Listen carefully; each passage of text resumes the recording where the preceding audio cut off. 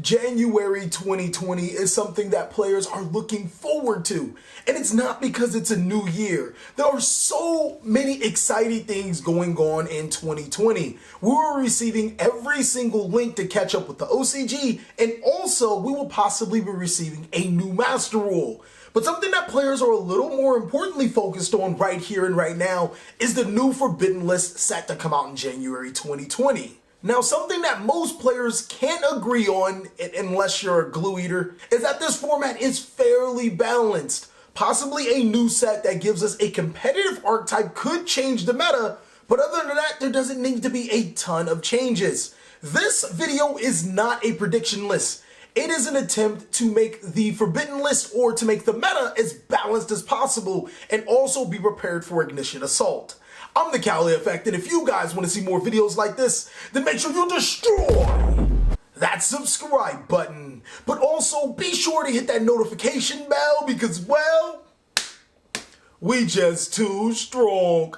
So without further ado, I present to you the perfect Forbidden List for the January 2020 format. See, it's almost like I can see into the future, but that's for a prediction list. We can make that later.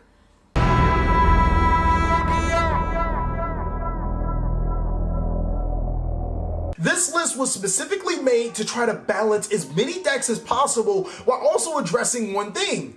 Filled spells have been held captive by the Forbidden List. Let's change that.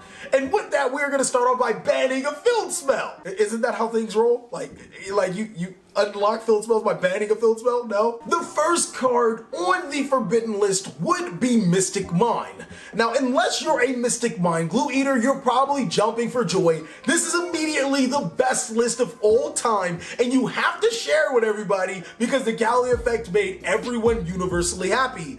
Unless you're that burn player. I got a few words for you. Eat a dick. Banning Mystic Mine allows us to bring so many other filled spell enabler cards off the list, which in theory makes a ton of decks competitive. There are so many decks in this Yu-Gi-Oh format that rely on their filled spell to be uberly good, such as ABC. And this list is not biased towards ABC. I'm not trying to make ABC competitive in Yu-Gi-Oh! No. Who could do that? ABC is trash. Nobody's gonna try to play ABC, even though I'm gonna unban a whole bunch of cards that favor ABC, huh?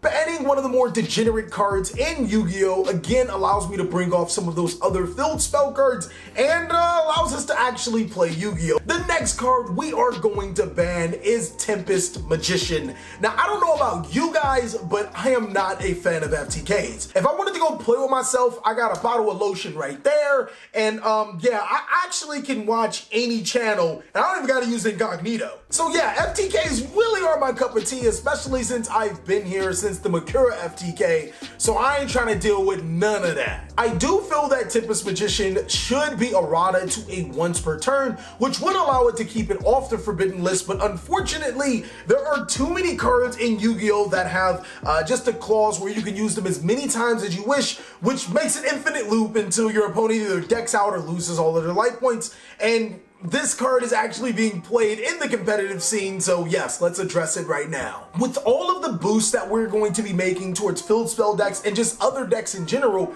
I really don't think Orcas should be hit. Me and TJ actually had a huge conversation on if we were to hit Orcas, what should we hit? Again, we don't want the deck to die, we kind of want it to slow down, like to my level slow down. So that means slow it down. I just dissed you type slow it down. With that being said, a couple of cards like Galtea to 1 was thrown into the hat.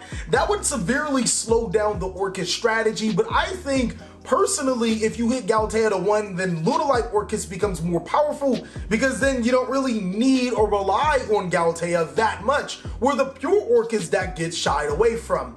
My opinion, I think Orcas Symbol Skeleton should be hit to 1 because it hits every Orcas deck no matter what you do, and people are probably wondering, that doesn't mean anything. And no, it doesn't mean anything. You only need one Symbol Skeleton to operate, and almost no matter what, you can get the card back until your opponent starts negating the cards that you can get back. And then that's where the limitation becomes a little more complicated. That wouldn't be the only hit that I would make towards Orcas. To be honest with you, it might just pop up on the prediction list as well. And again, if you guys want to see that prediction list, do the thing that I told you to do. Until then, let's talk about more cards. Ancient Fairy Dragon isn't another direct buff to ABC.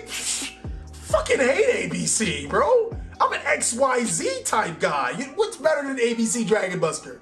VWXYZ? Come on now. Ancient Fairy Dragon ain't gonna do... It's gonna help Subterrors before it help ABC. But even more importantly, Ancient Fairy Dragon does fit the theme. I want to boost those filled spell heavy decks, and 3,000 of your life points to get a filled spell that you need in a free special summon, and you also have to skip your battle phase, is something that I feel is very fair. I mean, if you're gonna put Ancient Fairy Dragon to 1, you can put it to 3, you can put it to 5, it doesn't matter, it doesn't start any loops, and all of the other loop cards are banned. So this is a card that I strongly feel can come off the list.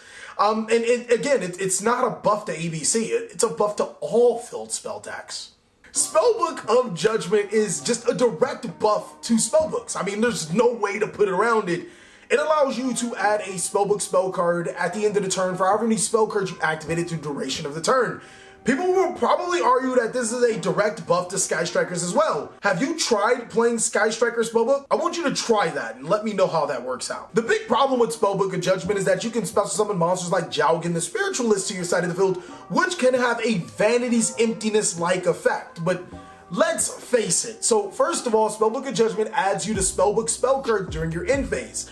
And aside from Fate, none of them are going to protect you, and even if it could, it's added during your end phase. This isn't Sky Striker Kagar, or Sky Striker, the spell one that sets the cards to your side of the field during the end phase. You can't get that card to protect your Jowgen. The next thing is that Jowgen has 1,300 defense and 200 attack.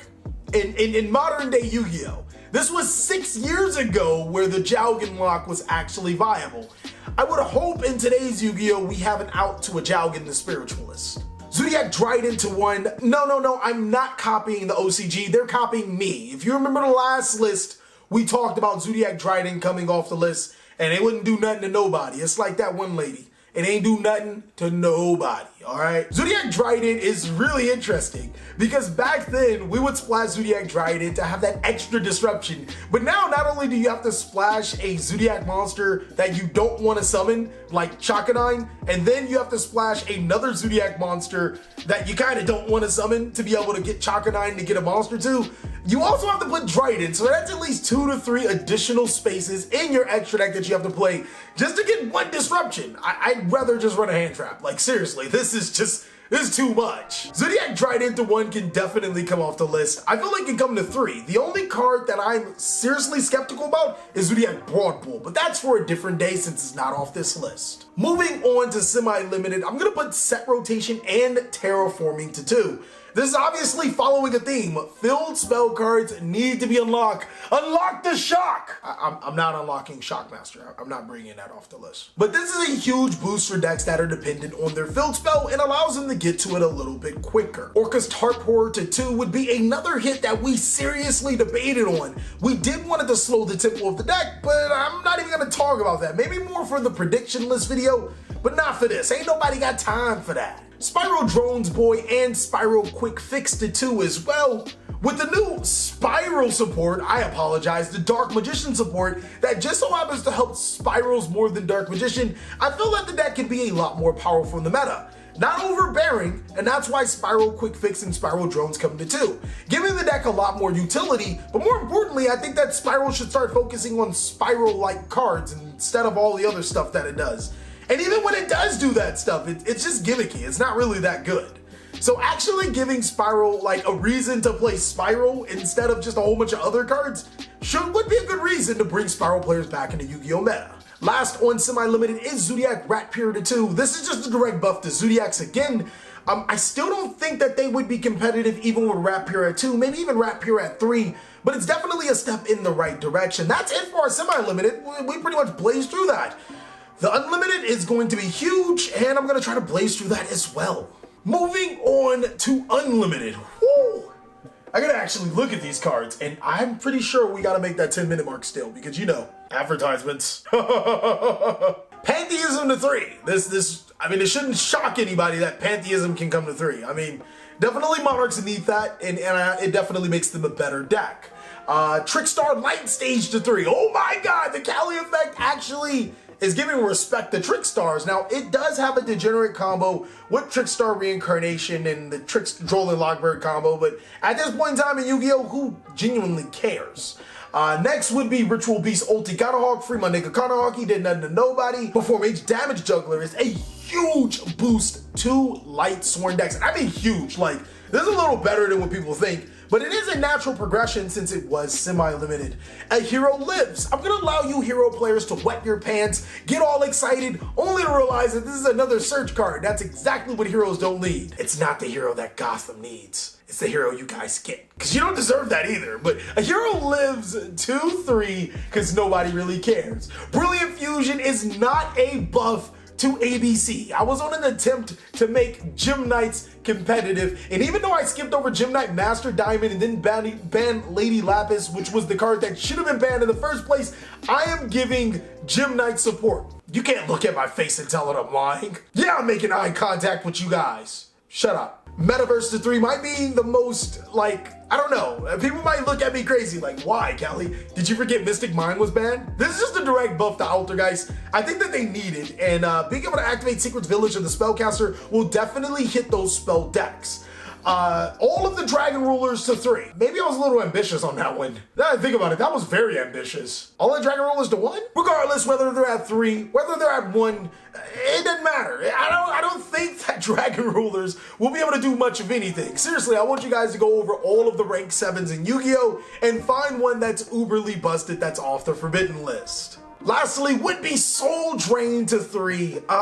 This is a card that, why did I put this to 3? There has to be some reason. Oh yeah, Orcus. Soul Drain to 3 was something that we picked out in case we decided not to hit Orcus, but I think it's a good card to put to 3. It's a slow card, it's a trap card, it's a continuous trap card, easy to hit, and it just doesn't feel like a card that, like, needs to be on the list. But again, this isn't a prediction list. This is an attempt to try to balance the meta. I know you guys can do just as good, if not better, if you post your list down below in the comment section. I really want to see what you guys have to say about this list or your list on your own. And I can't wait for the Glue Eaters. I can't wait for you guys to say, like, unbanned Shockmaster or something like that. Like, it really needs to come off. And of course, I've missed so many other cards like Necron's a Unicorn, other cards. Be sure to remind TheCaliEffect as we go forward. Thank you guys so much for watching another segment of TheCaliEffect. I really hope you guys enjoyed this video.